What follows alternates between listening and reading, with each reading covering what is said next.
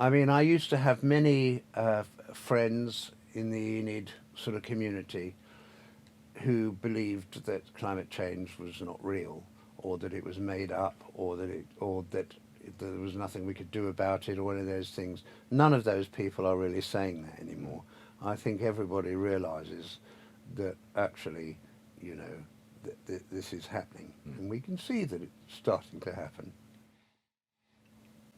In a live show, I, off the cuff, often comment. You know, I mean, the other day, I mean, someone said something in the audience which I heard, which was to do with this whole issue over sexual politics, over trans and the rest of it. And we do have a few people within the Enid community who are part of that transsexual, I don't know whether you call it a revolution. I mean, it's always been around, you know, I've sort of known of it, you know, all my life. But, you know, what do you do? You know, someone says, well, what do you think about, you know, this, and what's a woman and what's a man? Well, I think the position I take is, listen, there are two things. If someone wants to self-identify as a banana, that is up to them, and I will respect their wishes. If the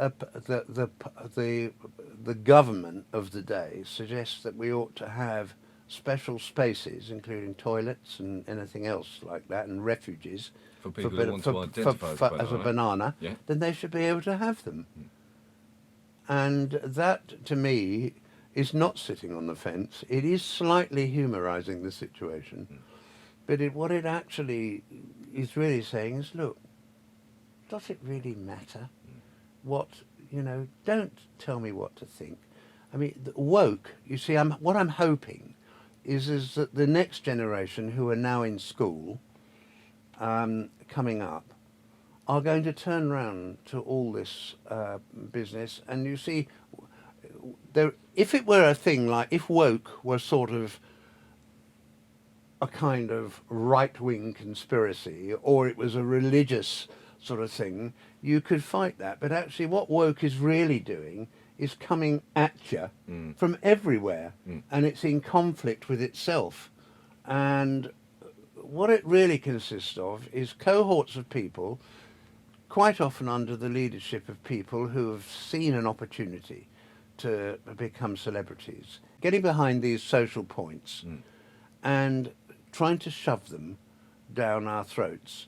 Now, what I'm hoping is that the younger generation will turn round and they will say, how dare you tell me what to think? Because ultimately that's what it boils down to. Yeah. And it does go back to the banana thing a bit. You know, we need to be allowed to think what we think.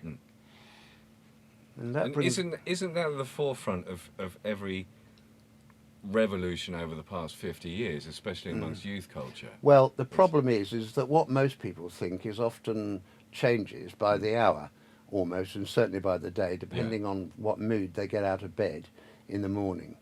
Because I know people like to think, particularly those who've benefited from an education, that they are in charge logically and intellectually and everything else, and they make rational decisions about this, that and the other, and considered things. But the real reality is that everybody is driven by emotions.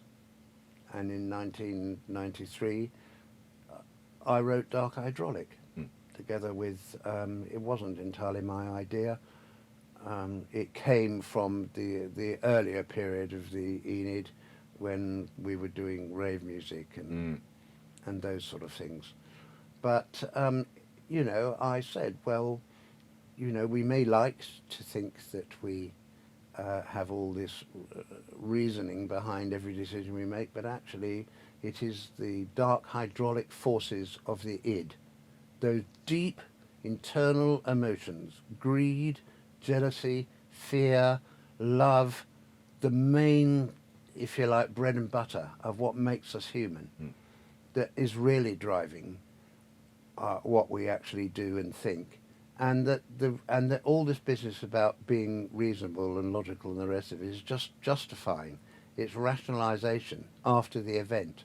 You know, oh, I hate that person, you know, because they blah blah blah, and then they have to come up with some reason as to why it is completely reasonable to hate them. I'm going to put this on a slightly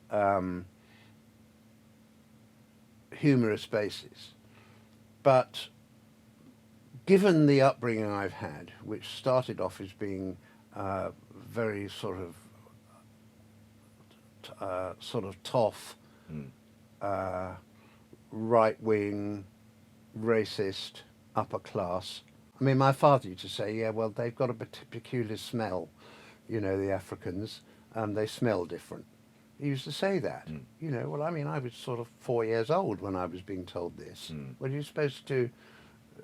And there were a myriad of things about Jews and black people. My father, because he was in the Indian Army as a teenager, virtually, during the war, and his life was saved by a Nepalese boy, he's sort of cut India out of his otherwise atrocious racist sort of look on life and said, yeah, well, except for India, you know, which is this, that, and the other. And you can see, you know, how the real root cause of racial fear is based on really fundamental things like that. And yet your father overcame that by experiencing the people firsthand, and that's what broke down the barrier. Well, Whereas, no, he carried on with it, you know, all the way through my life. right, But not India. But not India, Yeah, exactly. exactly, because he you know, experienced exactly. That was it. Yeah, and of course the Japanese were right at the bottom of his, or the top of his hate list. You know, I mean, he wouldn't have anything made in Japan at all in the house. You know, it was like that.